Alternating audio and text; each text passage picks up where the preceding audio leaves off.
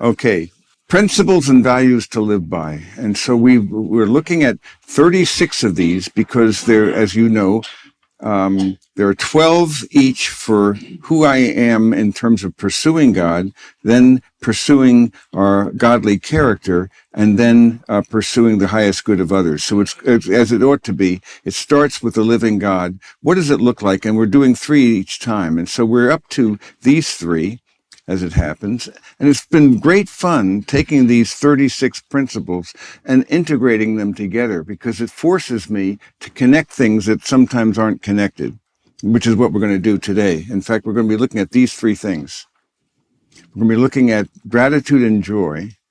We're going to connect that with what does it mean to be a pilgrim in this world? So you rarely think about these things, and it forces me to see how do they connect, because all these things do. And then what does it mean to have faithfulness in little things? And that's why we're now looking at these 3 bullets here. So the first one is choose gratitude, and I use that word carefully. Choose. It is a choice. It's not an emotion. It's not a feeling. Left to itself, it'll decline and decay. As you've often heard, as time goes by, grace degenerates into entitlement. What have you done for me lately is the mindset you have. And it has a short half-life, and nothing ages more quickly than gratitude. So it reminds me of a thing that I did with you, actually, way back when. I'm going to see if any of you remember. I did this series called The 8 Spiritual Essentials. It's what I began this study with, Dennis. I'm pretty sure that was our series. And we did them. They're on the website, and we're in the process of transferring. Much of the stuff was lost. It's being recovered. Blunders were made, but that, at any rate, 8 Spiritual Essentials, part 7 was gratitude and contentment. And it reminded me of this is notes from when I taught that. And I told you the story about how Reuben A. Torrey used to tell a story about a young man named Edward Spencer. In the late 19th century, there was a storm on Lake Michigan, and it wrecked a boat near Evanston. And Spencer was a student at Northwestern University at the time, and he managed to save 17 people from the wreck. And once, when Torrey was telling that story, it happened that this guy Spencer, by this time an old man, happened to be in the crowd. So he said, well, you're the one I'm talking about. Why don't we bring you up and get your thoughts on that incident? Anything in particular that stood out? Only this, sir, when he stood up. He said, of the 17 people I saved, not one of them thanked me. You see, that's an intriguing thought. And you could almost get bitter over that. But it's, again, what you have, were there not 10 cleansed? But the 9, where are they, Luke 17? In other words, we should expect that people will be fundamentally ungrateful and that they always want more. It's never enough. There's this mindset, which, as I say, grace degenerates into entitlement. But we have to ask this question, what do you have that you didn't get, or receive from God? Everything you are and have is from Him. And so my mindset is to make gratitude an intentional choice. And that is why at the beginning of every day, I begin with that in mind. The whole idea with the spiritual renewal cards was just that along that very line, because at the very beginning, as you'll know, the first card I used to use, you should have them in your head, but before you've put your feet on the floor, I would love you to do these 3 affirmations. Love and gratitude should be the first. The second is to submit and depend. And that's where I throw in trust the Father, abide in the Son, walk by the Spirit. That's what I mean by depending. And then commit and obey. And I must tell you, this is the way to begin. Begin with gratitude. Choose the way. And it's a choice, as joy is a choice, not an emotion or a feeling. And so I strongly urge you to make that a part of you, and because gratitude must be seen as something that's not just a tack on, but an essential mindset, because if I do not do this, then I'm going to miss out on this truth. Again, what do I have that I didn't receive? Everything you have is gift and grace. And we have a mindset. We want to forget none of His benefits that He's doing in the present. If we, as we put it then, if we forget what God is doing in the present, we will not be content with what we have. In fact, if we forget what He's done in the past, we'll think we've gained the things we have on our own strength. You'll forget when God was there. You'll say, my hand, the strength of my might made me this wealth. No, it wasn't. It was God who gave you the power to make wealth. And so we often forget that. But if we forget what he's doing in the present, you won't be content. And if you forget what he's promised to do in the future, then we'll lose our hope. So that we have to have this mindset of understanding that. And so my application is a simple one. And I have 5 points that I want you to consider. And I'd like you to jot these down for your discussion, if you would. The first one is thank God when you rise, what I just referred to. Make that, how can you make that part of your personal discipline, that you make it that a choice, you see? Second one is thank God at bedtime. And of course, that brings us back to this other card, because the second part of that card was before going to sleep. So you want to have his thoughts, his word is the first word, his word is the last word. And so the second time then, getting up. The third is thanking God for little things. And that would be a good thing to note and notice. Small things that we have taken for granted. And when you do that, every new thing that you thank him for, that you never thanked him for before, will open the door to another thing that you hadn't thought to thank him for. When's the last time you were grateful for your feet? That you could walk without pain. You get my idea? We often thank him for things that we took for granted when it's too late. So be grateful that you are able to walk, that you're able to see, that you're able to do what you're able to. Small things we take as if it were our due, that he owed us something.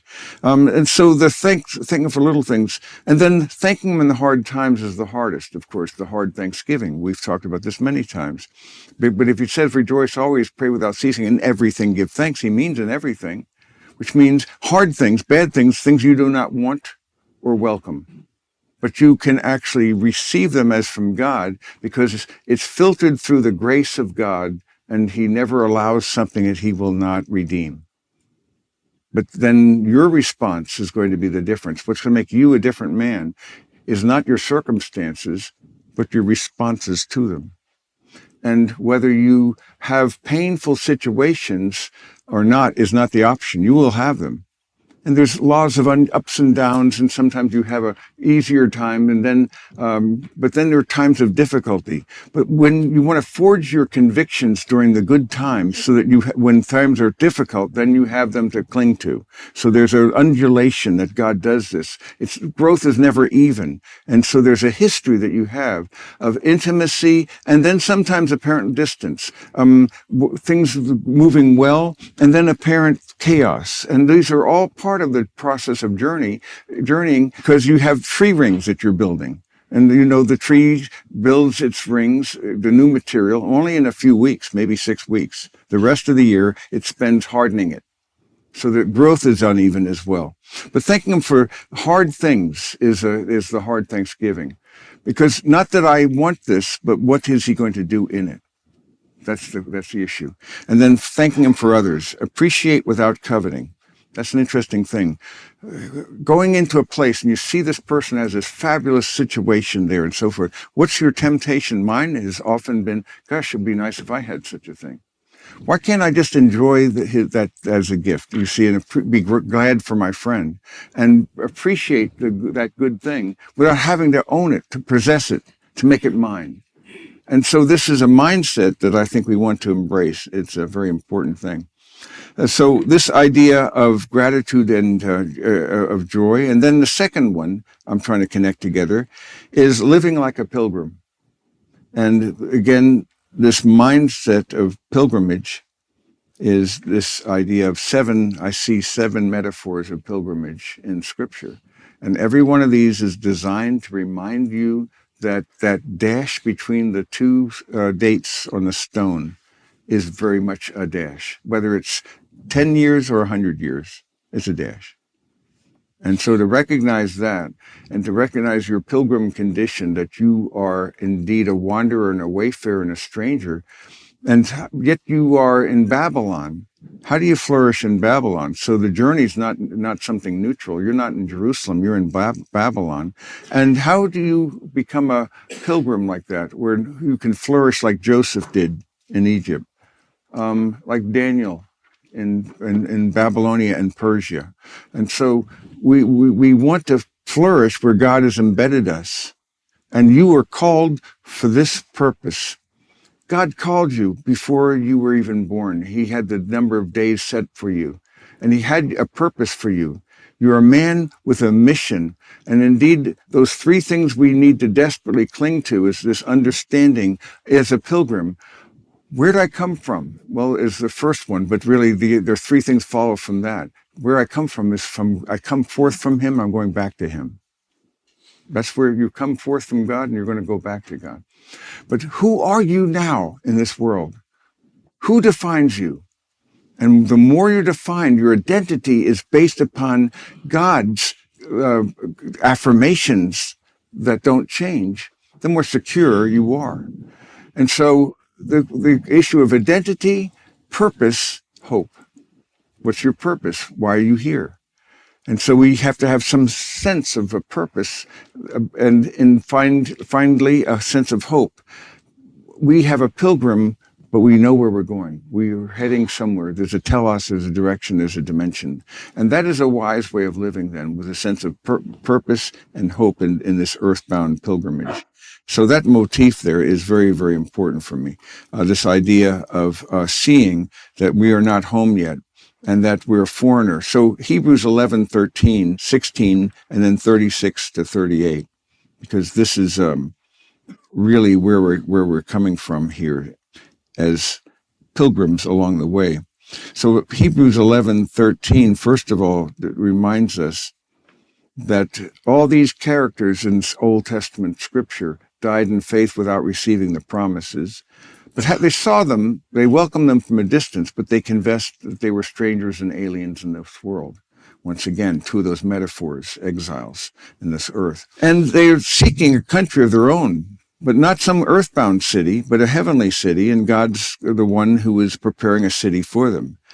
And then verse 16 reminds us that they desire a better country, that is a heavenly one.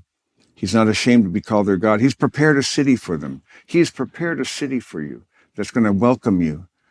And that is a good word. A better, not a city of this world, but something that's far better. What you've ever longed for, what you've ever desired, is only a hint of a better good that you cannot yet name. You're not capable, but you will not be disappointed. And obedience will be well worth in the end, because again, they realized at the end that this is all something that they went through, this pain and adversity. They quenched the power of fire, escaped the edge of the sword. So some were delivered through their adversity and some were delivered from their adversity, but all of them ultimately, though, are in God's presence now. And so as we have this perspective, whichever it is, the idea that they are people of whom the world was not worthy. And all these, having gained approval through their faith, did not receive what was promised. You're not going to get it in this world. These are promises that are coming from the living God. And so we are being prepared for a city that we're going to enjoy in a collective manner. So that's another important principle. And then the third one of these is being aware that good and evil both increase at compound interest. So these are the three. Gratitude and joy are choices, not emotions. Pilgrimage is an attitude, a perspective. You see, it is a practice of realizing every day you are on a journey, and that journey is contextualized by where you're heading. We're pro vadis. Remember that question? Remember that movie? Where are you going? So the whole idea of asking yourself, where are you just going in circles? Or is there a telos? Is there an end? And there is an end. But sometimes we don't know it, but we can't see it. And yet we know that we are called to something far better. And he's given us in our heart of hearts a longing, a desire, an aspiration for something that's so much beyond what this world can offer. And we have to finally admit and be honest about it, that no earthbound good or joy or anything that the world offers will be sufficient to sustain your longing, because God made you for himself, and only infinity and eternity are big enough to sustain your longing. So my desire is to get you to long for more than you want. We don't want enough. You want to want so much that you finally admit that only infinity and eternity are big enough, because you're made in that image. of the living God. And when infinity, the infinite word became the incarnate word so that he could become the indwelling word, the concept that you are now somehow, he is in you and you are in him, what greater good could that be? You'll never be bored. You'll never begin to understand the mystery of God. And frankly, the more I, as a scientist, begin to study and learn and greater sense of what's going on in this world, I look at plants now in a new way. I was looking at some orchids just when I was sitting with Karen just yesterday, and just to study them and to look at how they, in their three-dimensional topography, is so brilliant. I could not design that, let alone, even if I could design it, I couldn't make it work.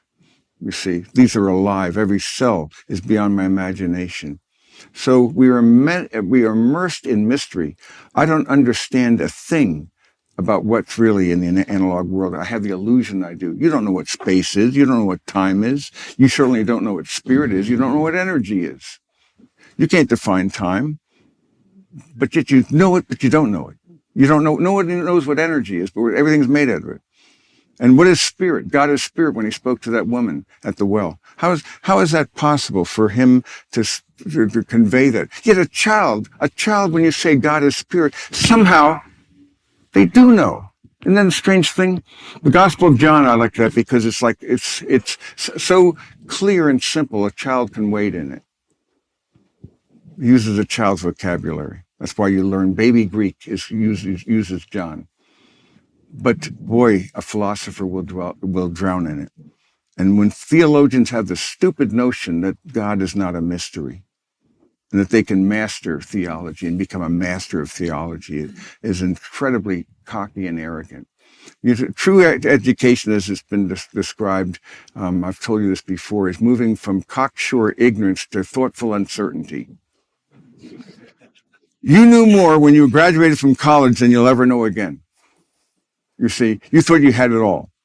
Then you begin to realize you don't know anything. If you just didn't know what you didn't know. So you have to come to the point through the adversities of life to realize it's a humbling experience.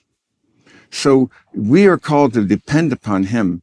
The third one is faithfulness in little things. We need to move on to that because that's another critical area. Again, this third one, as I put it, is be aware that good and evil both increase at compound interest. So what you want to do is do not give the devil a foothold by cherishing sin in your heart, but ask God to replace sin promptly with obedience and love for him. The text I use is Luke 16, and this is that parable of the unrighteous steward. And I get a lot out of this parable, but in particular, though, I go to his application because you recall, this is what parables do. They surprise you. He uses stories, and it has a point. And when you get the point, you get the point because it pierces you. You see, that's the point of a parable. You realize he's been talking about me. And so it's another way of seeing it. So he praises this. You would not have expected the master would praise the unrighteous minister, but he'd acted shrewdly. And there is a wisdom of this world, as you know. There is a wisdom of the word, and there's a wisdom of the world. The wisdom of the world is cagey, conniving, crafty, and cunning. 4 C's. Cagey, conniving, crafty, and cunning. The serpent was more crafty, more conniving than any beast of the field. There is a wisdom of this world, but it's a wisdom that leads to death. But there's a wisdom from above, which is pure and righteous. And James 3 contrasts those two forms of wisdom.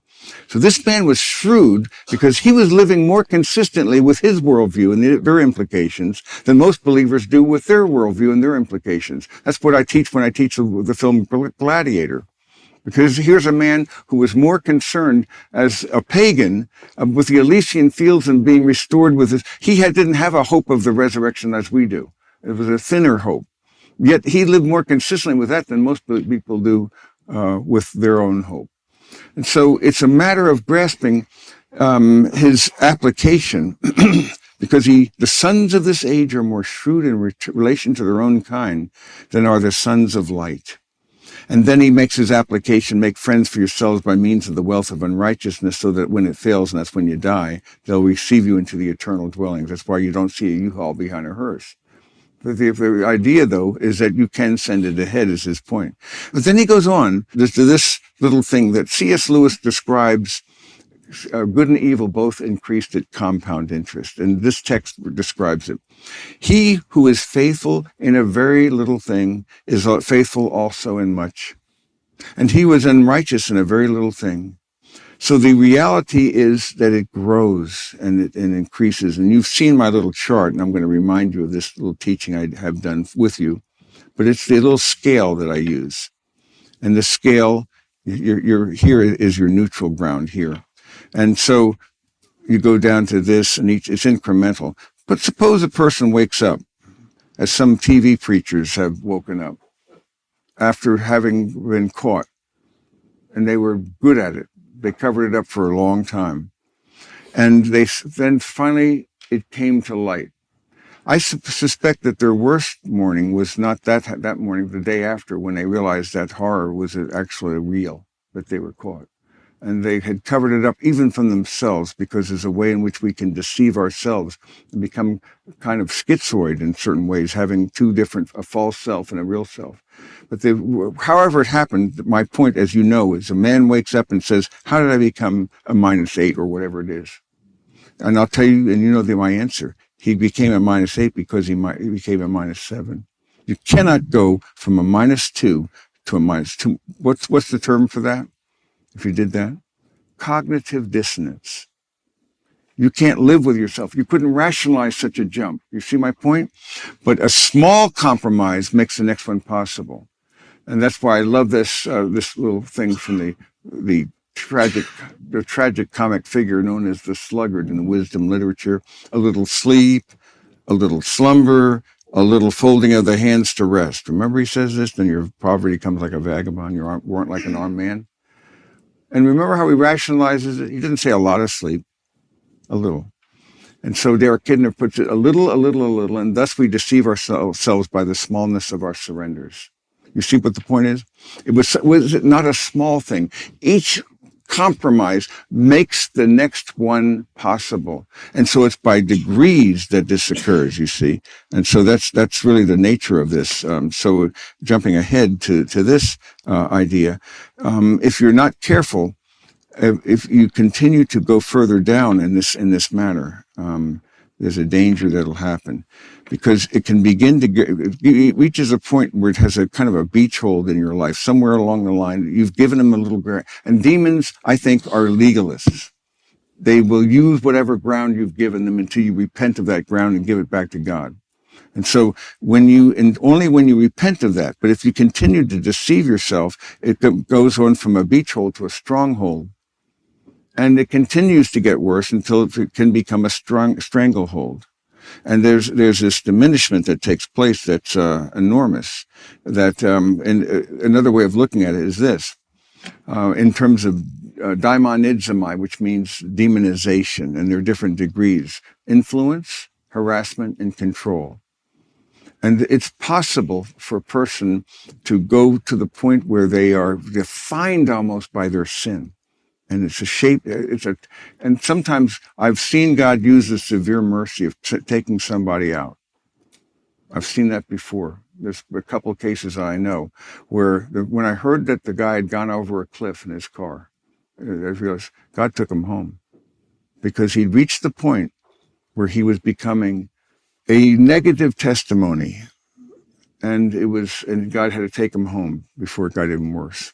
You see, I don't know what that looks like. There are some sins that lead to death, that kind of physical death, but I don't know but obviously the point is that you don't want to move in this direction. You want to be a person who has this sense of grasping that you are called to be a person of integrity. And indeed, what our true desire ought to be is to move upwards by degree.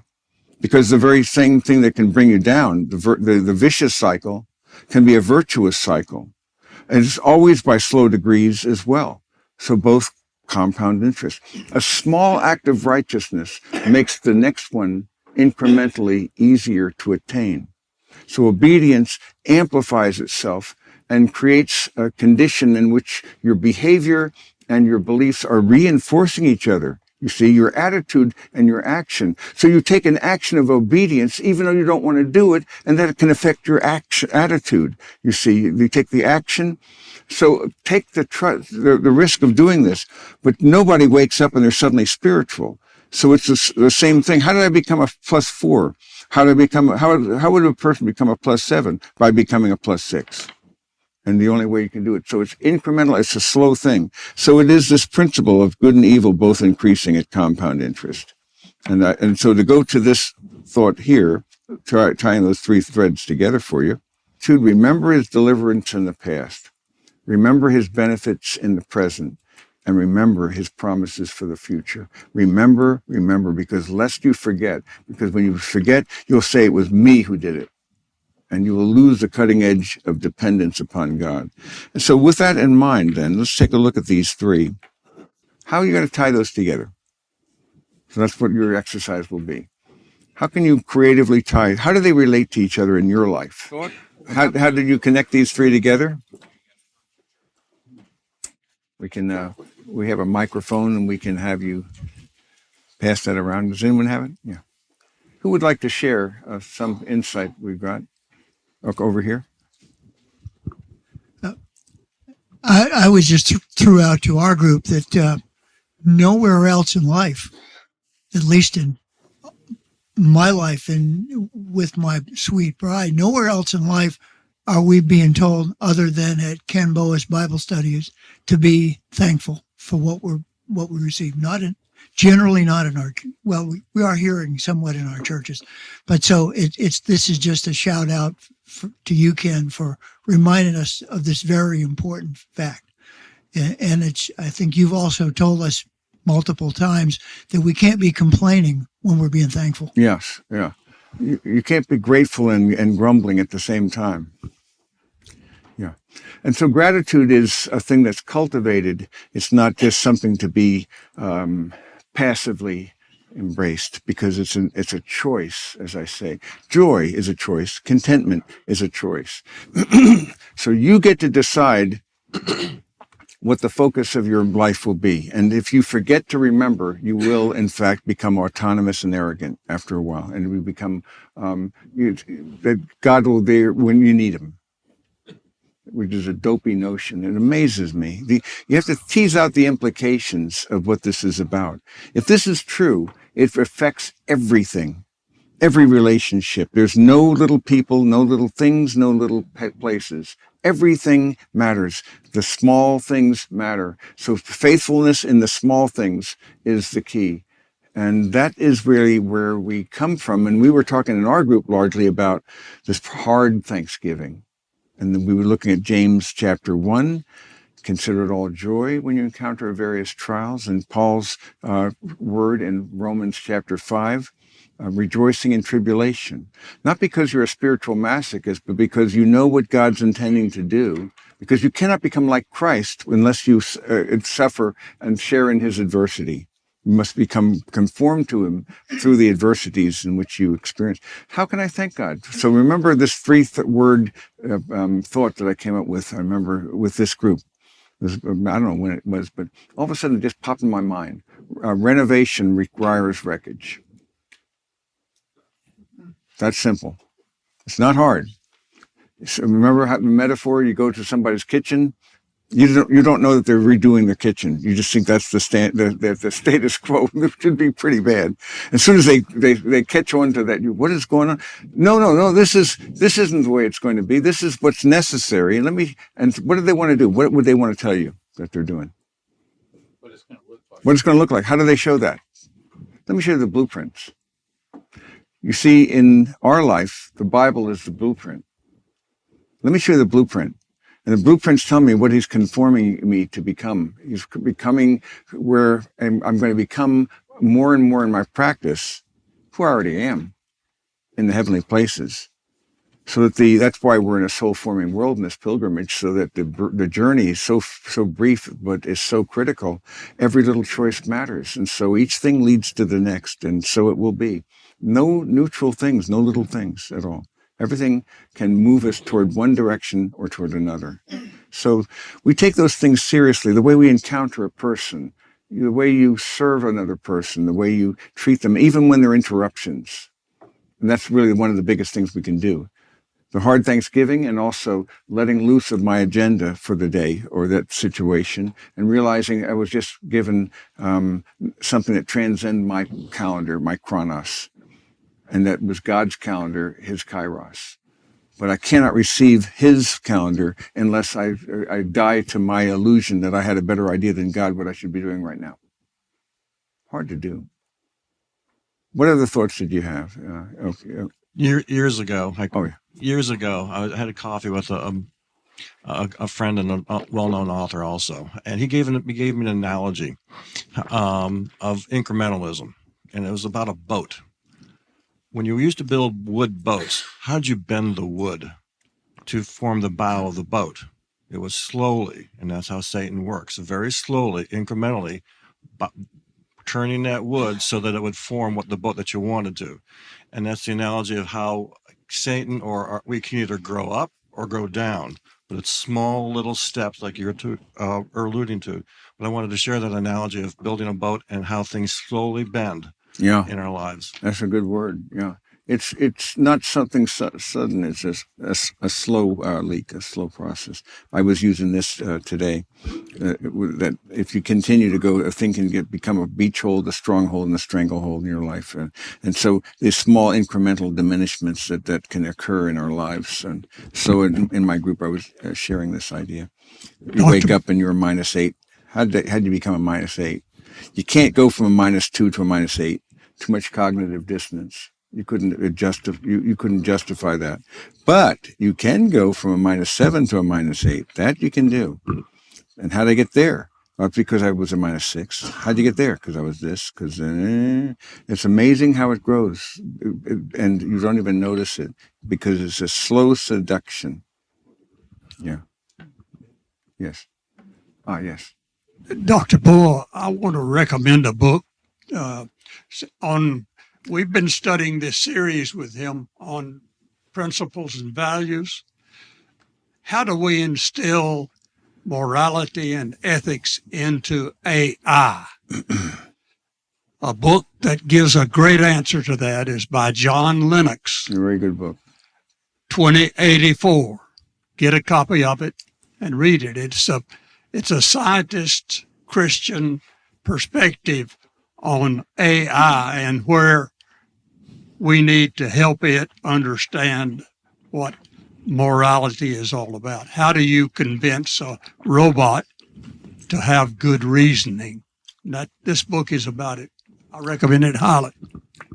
I strongly recommend that book. Yeah. 2084, you get the idea, 1984. So Ray Kurzweil gushingly talks about the singularity, where it'll go beyond our consciousness and so forth. And so, but we live in this new Tower of Babel, and so we can this thing can be used for ill or for good. And so can you basically plunder the Egyptians by using their technology for kingdom purposes? That's what I seek to do, is plunder the Egyptians, you see, and to take that very thing that's used largely for ill and to turn it for the purposes of God, even though it's the tower of the technology of the new Tower of Babel.